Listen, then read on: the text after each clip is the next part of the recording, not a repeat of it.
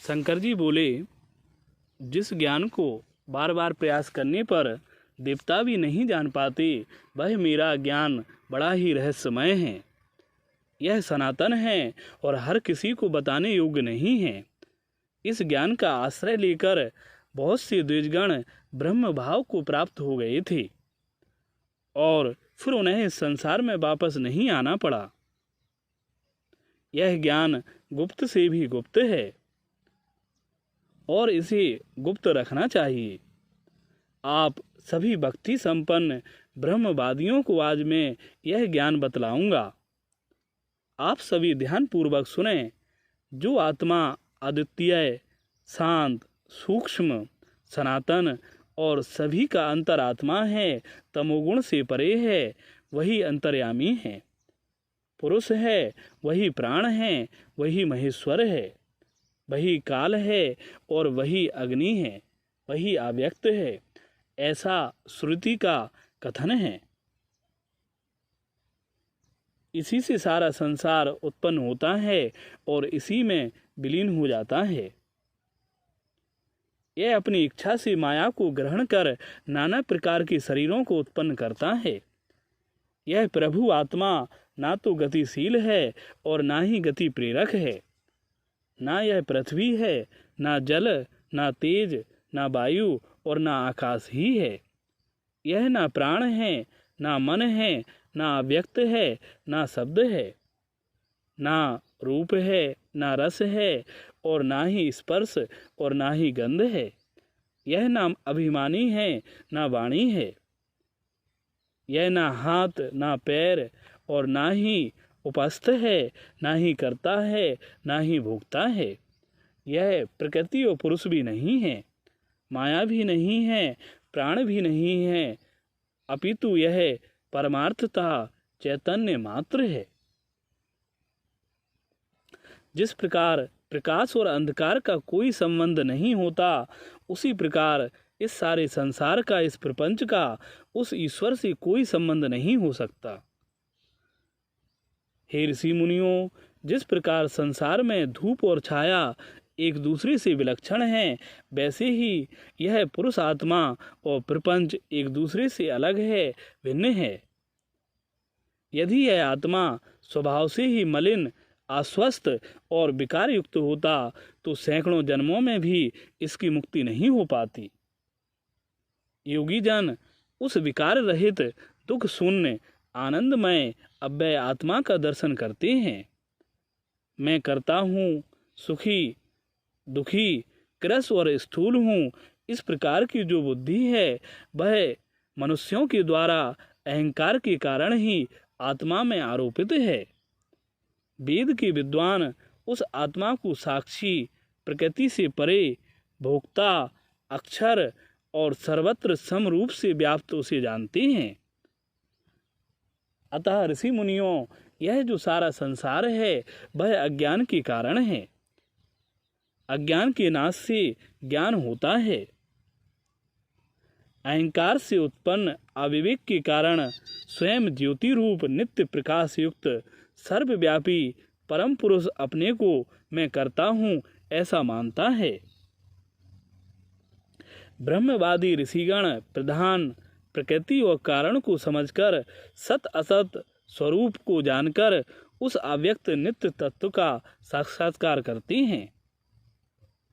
कूटस्थ एवं निरंजन होते हुए भी यह आत्मा उस प्रधान प्रकृति आदि से संगत होकर अपने आत्मा स्वरूप अक्षर ब्रह्म का यथार्थ रूप से ज्ञान नहीं प्राप्त कर पाता। अनात्म तत्वों में अर्थात जो आत्मा नहीं है, उन तत्वों में आत्म विषयक ज्ञान होने से ही दुख होता है और इसी प्रकार की भ्रांति के कारण राग, द्वेष आदि अवगुण उत्पन्न हो जाते हैं। भ्रांत पुरुष के कर्म में दोष होता है, इसी कारण पाप पुण्य की स्थिति बनती है और फिर उन कर्मों के अनुसार उस आत्मा को नाना प्रकार की योनियों में जाना पड़ता है। यह आत्मा नित्य, सर्वव्यापी, कूटस्थ और दोषों से रहित है। यह अद्वितीय आत्मा माया रूप शक्ति के कारण अलग अलग प्रतीत होती है। स्वभावतः इसमें भेद नहीं है। इसी कारण मुनिजन आत्मा को परमार्थतः अद्वैत ही कहते हैं। यह महत्व तत्व, अहंकार और नाना प्रकार की यह जो तत्व हैं, वास्तव में इन सब में जो भेद है वह माया के कारण ही है। यह आत्मा के आश्रित होकर ही सब कुछ करती है। जैसे धुएं के संपर्क से आकाश मलिन नहीं होता, वैसे ही अंतःकरण से उत्पन्न होने वाले इन नाना प्रकार के भावों से आत्मा लिप्त नहीं होता। जैसे अद्वितीय शुद्ध स्फटिक अपनी आभा से प्रकाशित होता है, वैसे ही उपाधियों से रहित निर्मल आत्मा प्रकाशित होता है।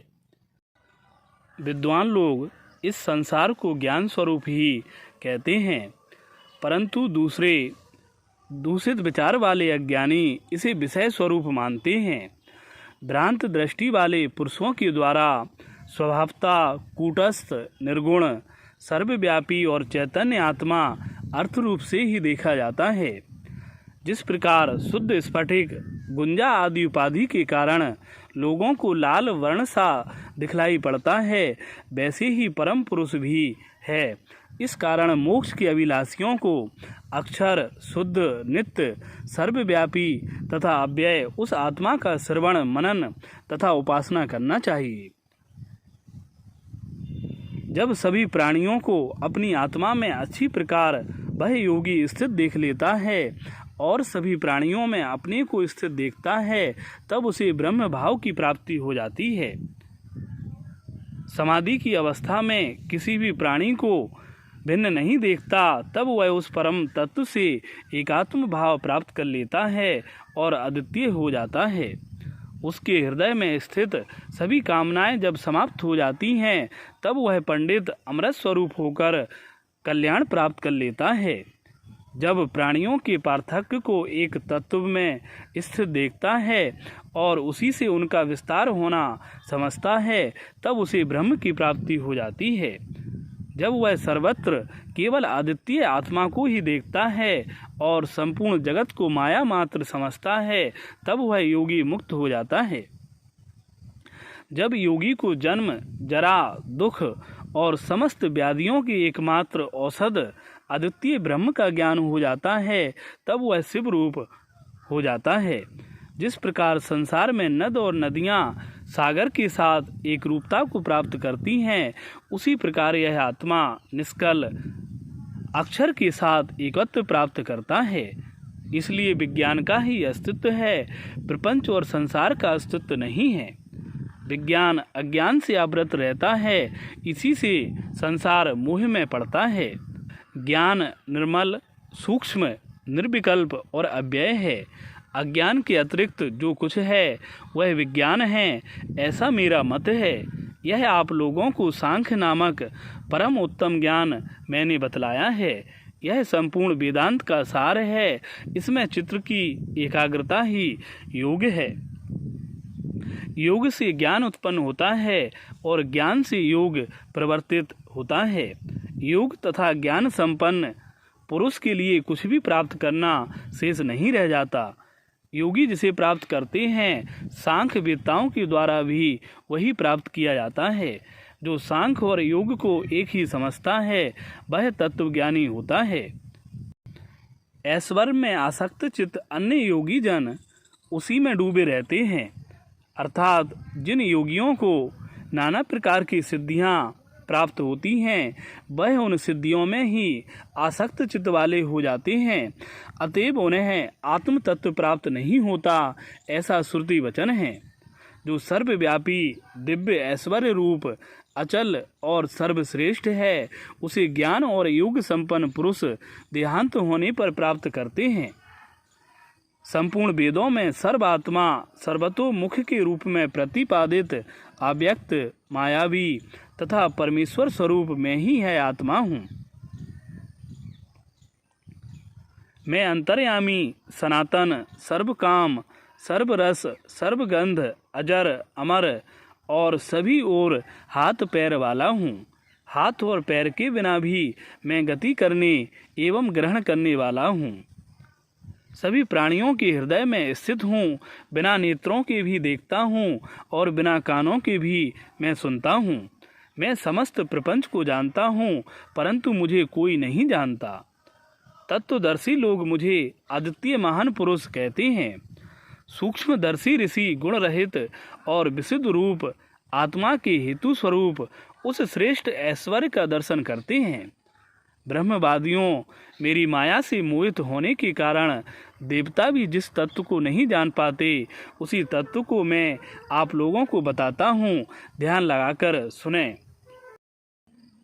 मायातीत मैं स्वभावता सबका अनुशासता नहीं हूँ, तथापि इस जगत को मैं प्रेरित करता हूँ। विद्वान लोग इसका कारण जानते हैं।